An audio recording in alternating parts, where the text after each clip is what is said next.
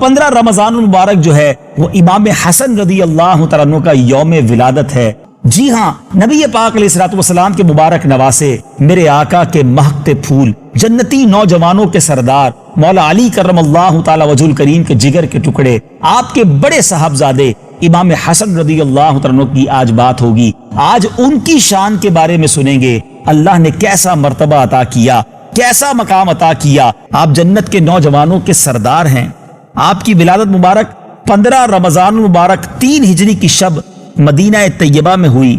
پیارے آقا علیہ الصلوۃ والسلام نے 7ویں روز آپ کا عقیقہ کیا، بال جدا کیے گئے اور حکم دیا گیا کہ بالوں کے وزن کے برابر چاندی کا صدقہ کیا جائے۔ سبحان اللہ۔ آپ کا نام امام الانبیاء سید الاسخیاء صلی اللہ تعالی علیہ وسلم نے رکھا۔ مکمل واقعہ کچھ یوں ہے کہ حضرت سیدتنا اسماء بنت امیس رضی اللہ تعالی عنہا نے بارگاہ رسالت میں حضرت امام حسن کی ولادت کی خوشخبری پہنچائی تو پیارے آقا علیہ الصلوۃ والسلام تشریف لائے اور فرمایا کہ اسماء میرے فرزند کو لاؤ۔ حضرت اسماء نے امام حسن کو ایک کپڑے میں لپیٹ کر نبی پاک علیہ الصلوۃ والسلام کی خدمت میں حاضر کیا۔ ذرا غور سے سنیے امام حسن کا مرتبہ کیا ہے۔ اس مدنی منع نے دنیا میں آ کر سب سے پہلی اگر کوئی آواز سنی ہے تو وہ رسول اللہ کی آواز سنی ہے، اور آواز میں سنا کیا ہے؟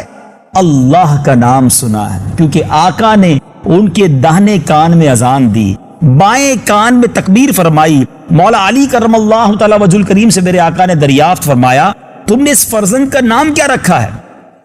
عرض کی حضور میری کیا مجال کہ میں بغیر اجازت نام رکھنے میں سبقت کرتا، لیکن اب جو آپ نے دریافت فرمایا ہے تو میرا خیال ہے کہ حرب نام رکھا جائے۔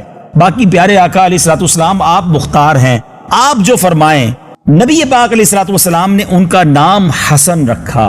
سبحان اللہ، سبحان اللہ۔ ذرا غور کیجئے، آپ مرتبہ دیکھیں کہ امام حسن کا نام نبی پاک علیہ الصلوۃ والسلام نے رکھا۔ پیارے آقا علیہ الصلوۃ والسلام نے کان میں اذان دی اور آپ رضی اللہ تعالی عنہ سبحان اللہ مدینہ منورہ میں 15 رمضان مبارک کو پیدا ہوئے۔